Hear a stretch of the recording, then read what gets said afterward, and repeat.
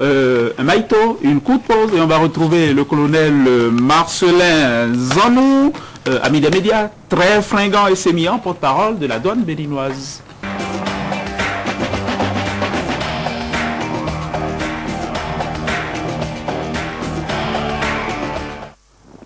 Colonel Marcelin Zanou, bonjour, oui, bienvenue. Bonjour. Merci.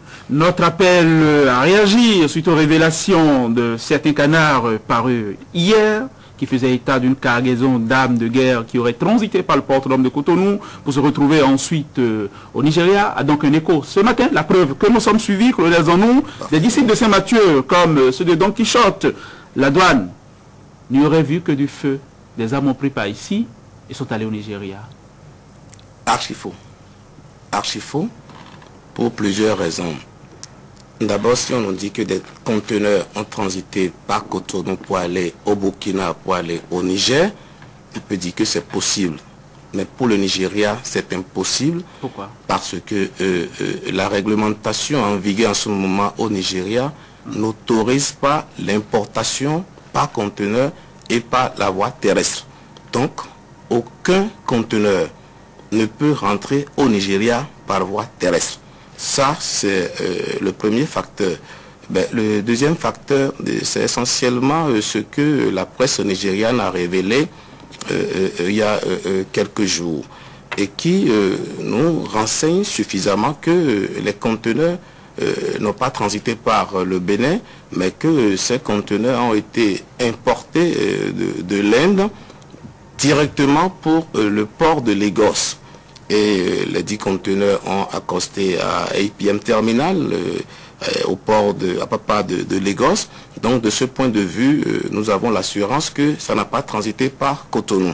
Alors là également, dans le cadre des principes d'assistance administrative mutuelle entre les douanes, nous sommes allés au cœur des renseignements parce que ça peut nous profiter ici également.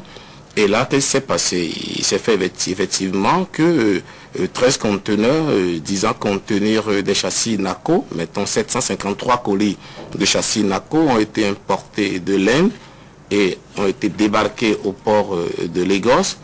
Mais il se fait que dans le cas des principes de ciblage et d'analyse de risque, la douane nigériane, lorsqu'elle a étudié les documents des titres de transport, s'est rendu compte que, eh bien, il n'y avait pas une adresse précise pour l'importateur ni pour l'exportateur.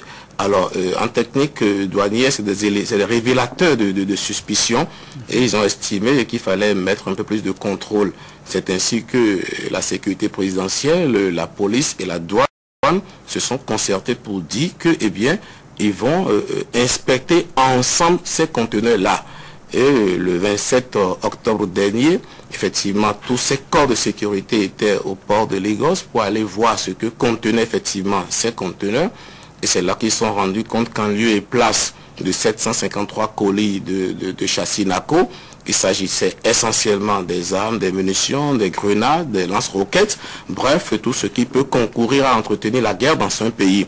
C'est ainsi que donc les autorités nigérianes, et ça nous avons la presse nigériane qui a révélé les choses, vous avez The Nation qui a révélé suffisamment les informations, et il me plaît donc de vous montrer un peu les images, que ce soit au Daily Sun également. Là on a même eu complètement les photos des conteneurs, et ça c'est à la page 6. Donc pour vous dire exactement que ce qui s'est passé, ce n'est pas au port de Cotonou, ça n'a pas transité par le port de Cotonou. Le port de Cotonou n'a rien du tout absolument, à y faire. C'est une importation qui est partie directement de l'Inde et qui est allée au port de Lagos. Donc ça n'a rien à voir avec le port de Cotonou. Et vous avez ici les images, que ce soit les images des conteneurs ou des autorités des douanes du Nigeria, de la police qui sont allés sur le terrain. Eh bien, le 28 octobre dernier, la presse nigériane a fait état de ce que cette découverte a été faite au port de Lagos. Donc ce n'est pas au port de Donc il n'y a pas de conteneur d'armes déclaré pour partie pour l'Interland qui serait ensuite retrouvé au Nigeria? Pas du tout. La preuve c'est que en vertu de la réglementation en vigueur au Nigeria aujourd'hui, il n'est pas possible que des conteneurs puissent transiter par un autre pays et entrer par voie terrestre au Nigeria. Ça, c'est exclu. Ça n'existe pas. Absolument. Oui, mais pourquoi est-ce que vous n'aviez pas réagi quand il y a quelques jours dans la presse locale, nationale et à une toute autre échelle, sur RFI, Radio France Internationale, on a dit notamment que des armes seraient parties d'ici, qu'il y a une filière irano-nord-coréenne, des armes pour le Hezbollah, c'est-à-dire des accusations très graves. On n'a pas entendu la douane béninoise. Pourquoi est-ce que vous étiez resté muet, absent? Il faut avouer que c'est un peu vous qui me tenez informé de ces éléments-là. En douane, nous avons une cellule qui gère ces informations-là, mais nous avons estimé que ce qui a été rapporté par la presse locale avec des ramifications qui mettent tout le monde sur un mauvais banc, il fallait absolument que la douane puisse clarifier, parce que de ce point de vue, et dans le cas de l'assistance à la mutuelle, nous maîtrisons parfaitement ce dossier de conteneurs qui ont été débarqués au port. Donc c'est pour cela que nous avons estimé que, eh bien, oui, c'est le moment d'apporter la clarification. Vous maîtrisez le dossier de conteneurs d'armes, c'est de cela que vous parlez. Vous ne parlerez donc pas d'uranium, de filières d'armes qui seraient parties d'Iran. Vous avez quand même appris ça.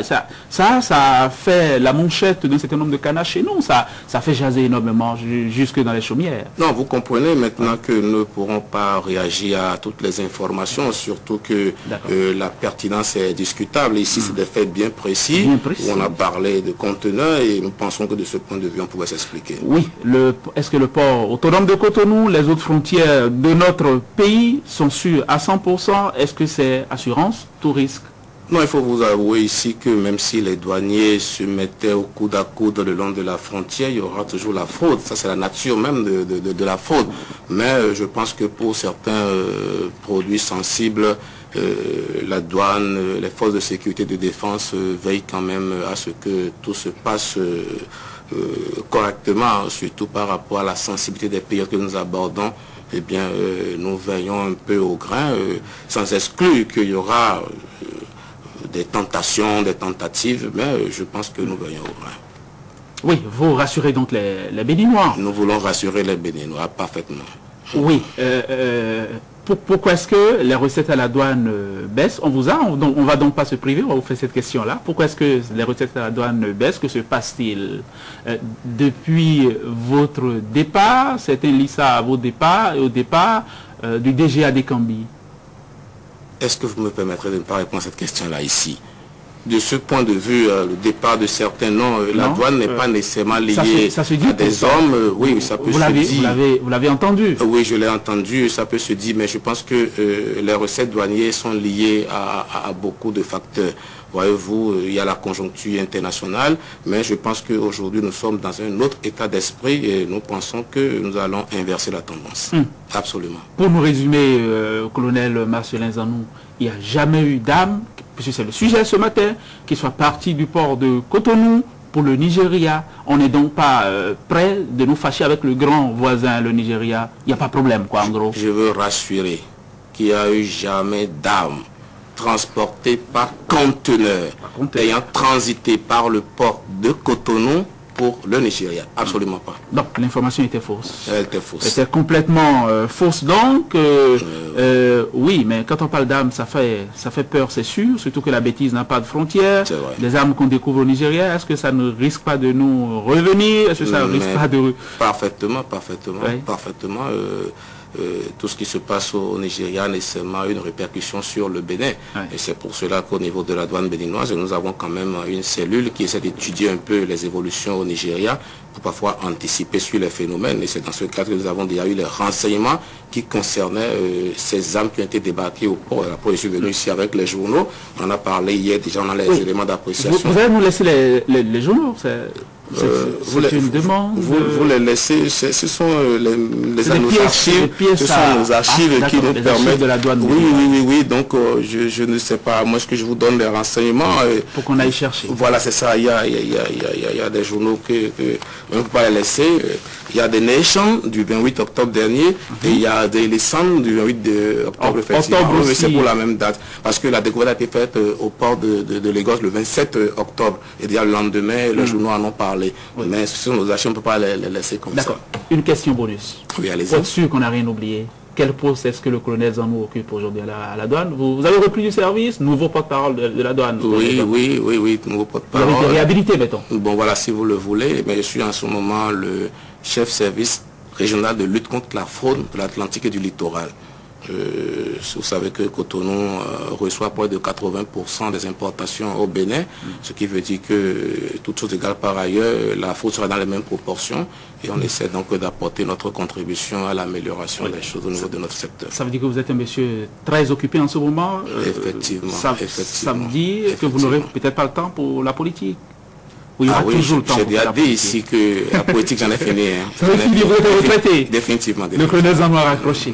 Ça y est, le colonel Zanou, merci, merci infiniment. Et revenez-nous, dès que vous aurez quelque chose à dire, vous serez toujours bienvenu. Je suis à votre service. Dans cette maison. Et ce sera toujours avec le même plaisir. Merci beaucoup. Merci, colonel Zanou. Excellente journée.